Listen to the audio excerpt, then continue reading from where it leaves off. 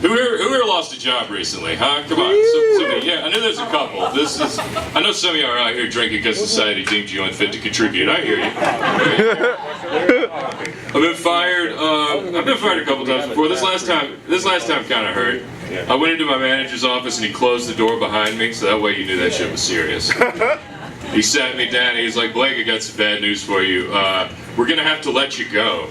You just don't seem very passionate about this job. I was like, you know what, man, you're right. I just gotta do the responsible thing and get out of here so you can go ahead and hire one of those passionate forklift drivers. Are you fucking kidding me, dude?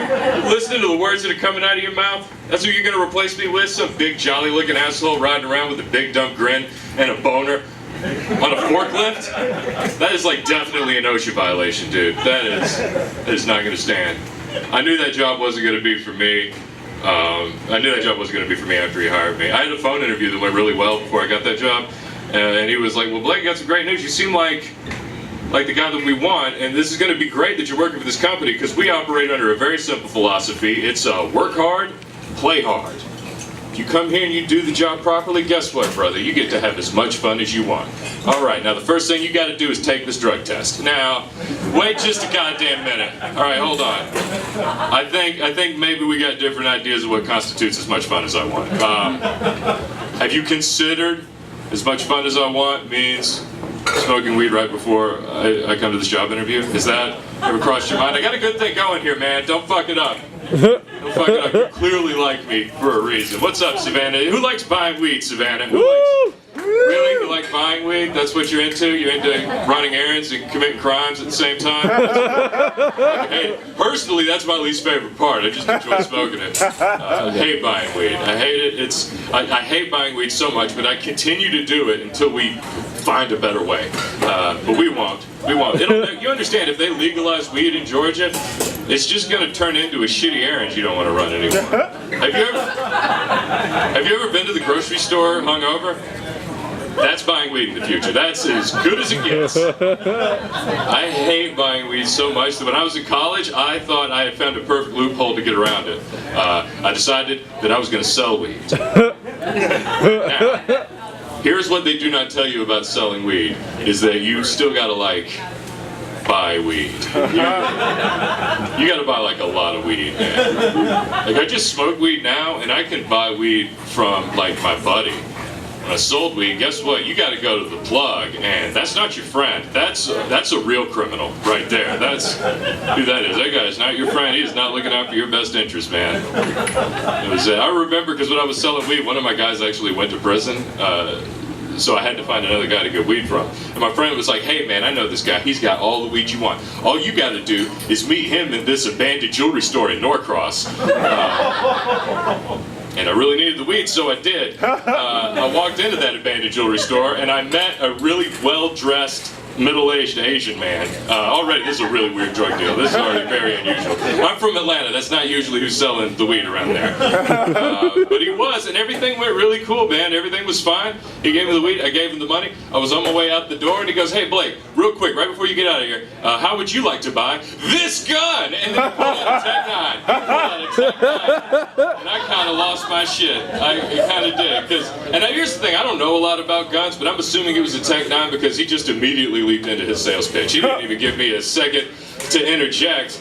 And so I just had to, I freaked out. Because here's the thing, Tech 9, if you know, that is like a semi-automatic gun. That's not like a self-defense gun, that's an offense gun. That's bought with a very specific target in mind. And I was pushing dime bags out of a dorm room. This dude thinks I need to start capping the competition all of a sudden. I think he misread me a little bit. I freaked out, I yelled at him, not to be tough, I was just having a panic attack.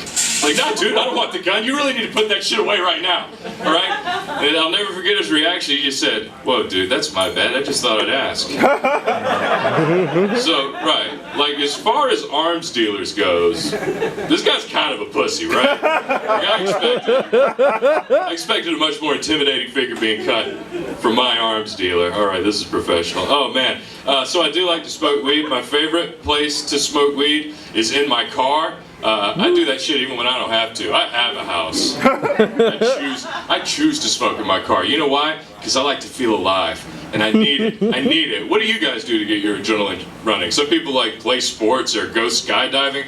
Not me, man. All I got to do is hit the boat going 60 miles an hour. That's right, on the interstate. On the interstate. That's where I like to do it. I don't do it at red lights. That's when motherfuckers get nosy. They get to looking inside.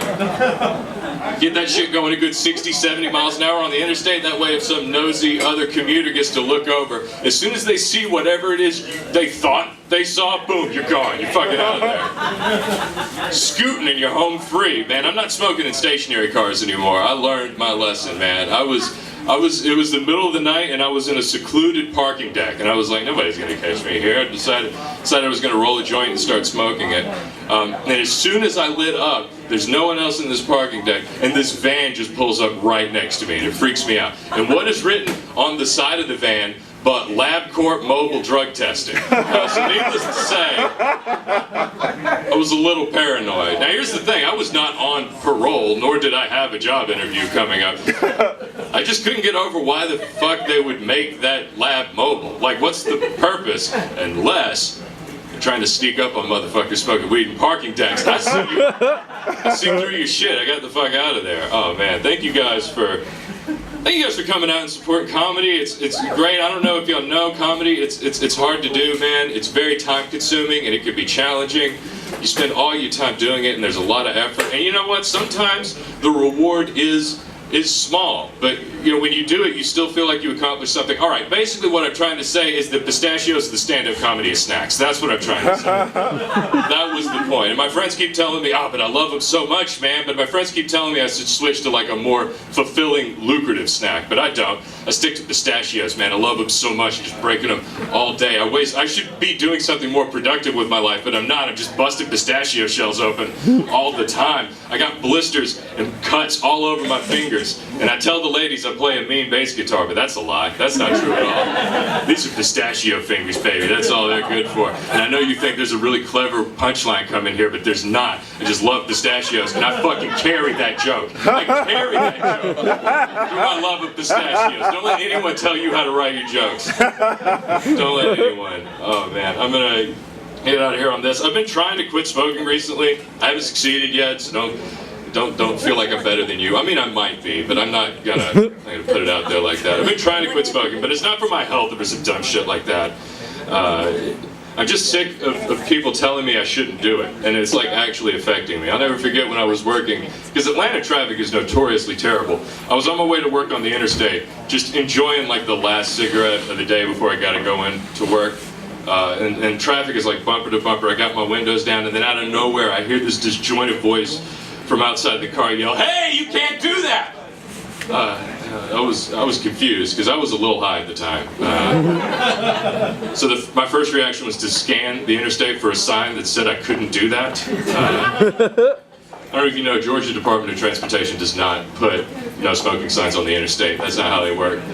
So I look over and there's a dude in the lane next to me like yelling at me. He's like, "Hey, you shouldn't do that!"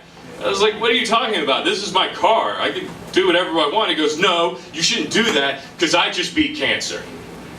Which, yeah, I know, right? Like, the lengths some people will go to brag about their accomplishments. It's fuck that guy. Before you pick on me for laying into him, just know, if that dude is willing to cross that boundary to a complete stranger, minding his own business in his car, like, that means his friends and family must wish he would just fucking die already. Am I right? Could you imagine that guy at a bar sort of like this one? Just being like flagging down the bartender like, "Hey man, I know it's not happy hour anymore, but do you think you can ring these martinis up 2 for 1 for me anyway?" He's like, I'm sorry man, I can't sir.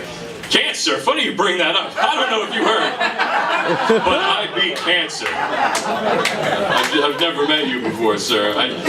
You know this dude has got friends. Like, he probably does. Everybody's got friends. He probably does nice things like helping him move. You can imagine him like loading up some dude's shit in his like penthouse apartment and dragging it downstairs. He's exhausted at the end of it. He's like, "Shit, we just loaded like 18 boxes of your shit down these 5 flights of stairs. How many more we got?" It's like, "It's cool, man. We only got 2 more. 2 more?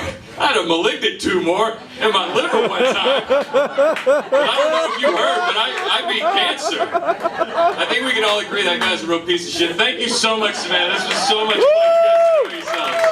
Yeah. Oh man.